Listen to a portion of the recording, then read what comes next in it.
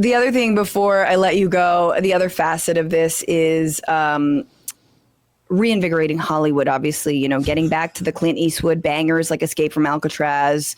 It is about asking people who know how to bring back the industry to Los Angeles. By the way, there's a 22% drop in the number of productions that are happening in LA. It's really rough out there. And the man's name is Jon Voight. And he is here, once again, speaking of boomers, he's here. He just met with the president, who, yes, once again, is Donald Trump. If you're just waking up from that sweet, sweet coma, go back to sleep. Here he is talking about how they're going to reinvigorate Hollywood. My fellow Americans and my peers of... First of all, I love when someone starts with my fellow Americans and they're like, who the f*** are you? Like you are not elected, my guy. Anyway. Hollywood.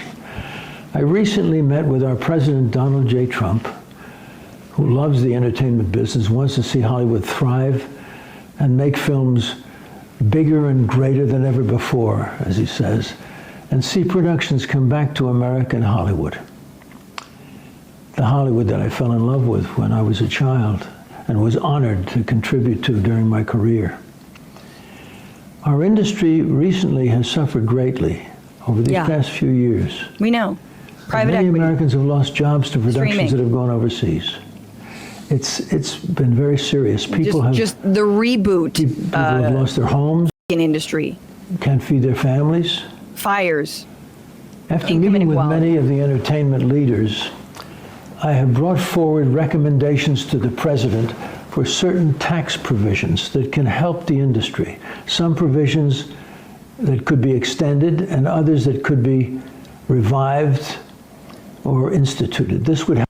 Okay, so tax provisions, let's stop him right there.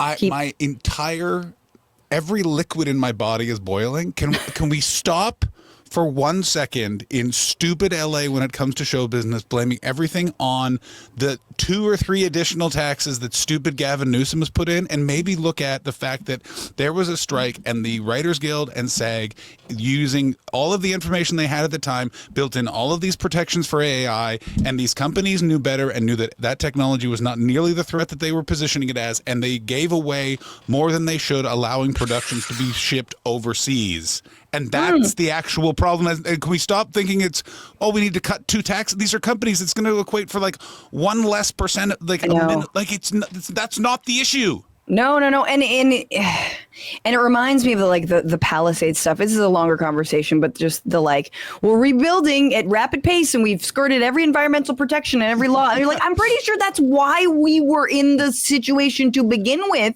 Oh, no, Francesca, no. We now have 2 sweet greens accessible from the 405 in the Palisades. You're welcome.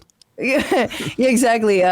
You're welcome, Santa Ana winds, as you fucking blow through. You can light both sweet greens on fire.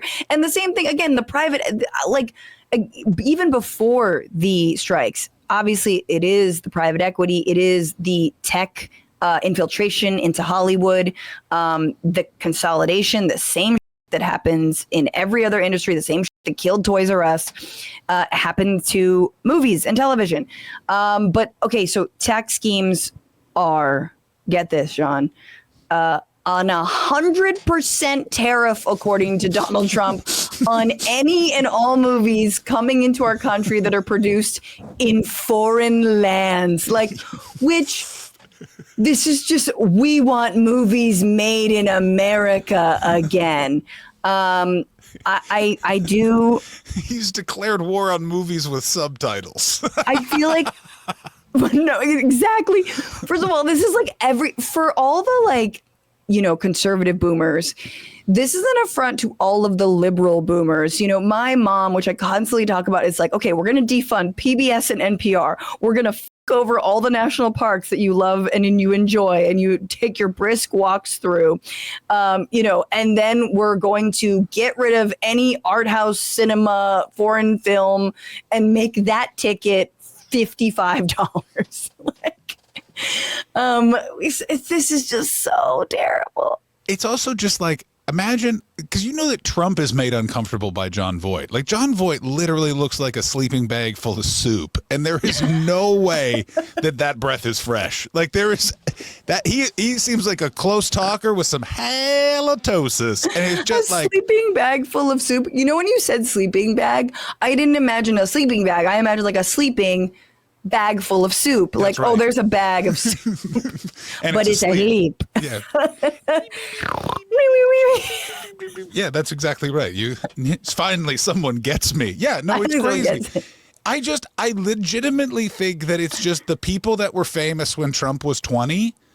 That's who gets to be in like round 2. It's like if I was Trump, in the people that were cool when I was 20, so it would be like Terry Richards and oh god, the people that were cool when I was 20 is terrible. It's Gavin McInnes, all the guys from Vice. I was just thinking that.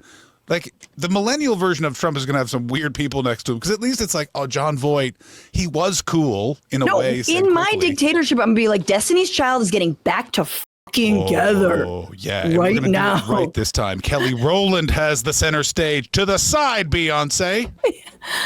What's going on, Frantifa? If you haven't already, subscribe to this channel right now. Hit that button. And also, you can become a patron and support the show every single week. Get access to bonus episodes and exclusive merchandise. Patreon.com/Bitchuation Room. Do it.